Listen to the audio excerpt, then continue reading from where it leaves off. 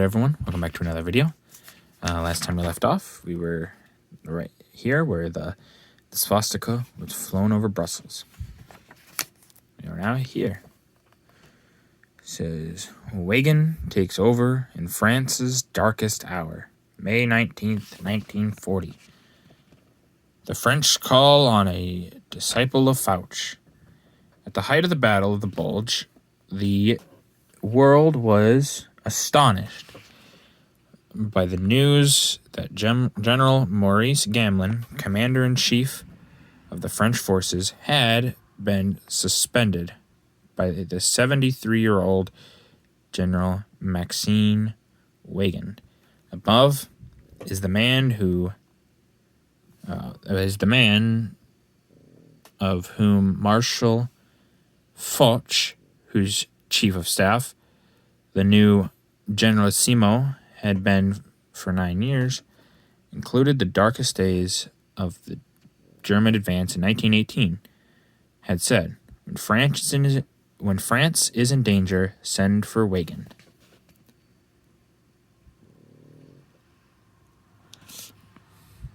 The Germans crossed the Aisne, May 20th, 1940, advance over the rivers.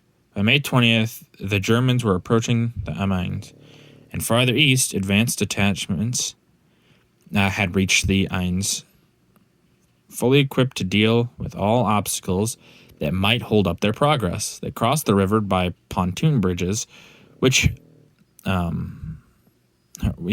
that seen above, which could be rapidly erected. The speed with which the enemy had succeeded in crossing France's water defenses was largely responsible for the spectacular advances achieved by the Germans during the early stages of the struggle. Let me see this pontoon bridge they quickly put up. I always found this stuff a marvel of engineering. One version of a pontoon bridge, but not really, that I always think is very interesting doesn't have to do with World War II, so I'm gonna veer away from that for a little bit. But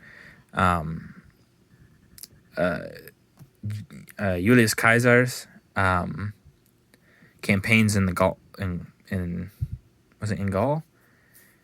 Yeah, where he's in the forest and the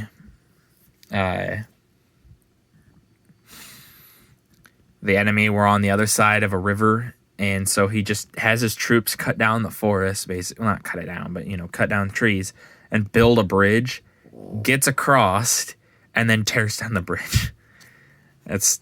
So that stuff is always funny, but this one is crazy to think that they just did this a lot. Like, these pontoon bridges got up a lot by both sides, which is just crazy to think that we could just build a bridge and then just be like, okay, there we go, and then that's it. Blitzkrieg tactics in northern France, May 1940. The panzer divisions roll through France. For the rush into northern France, the Germans used vast numbers of monster tanks, in advance of which dive bombers cleared away many ground obstacles. Light armored cars and motorcycle units followed to prepare the ground for the infantry. The pictures above show the top picture there. A mixed motorized column passing through a French town, which has been heavily bombed, and below, German reinforcements crossing into France past a French customs post. So here we see a German mechanized unit going through this town that is clearly very heavily damaged. And then there's the German infantry.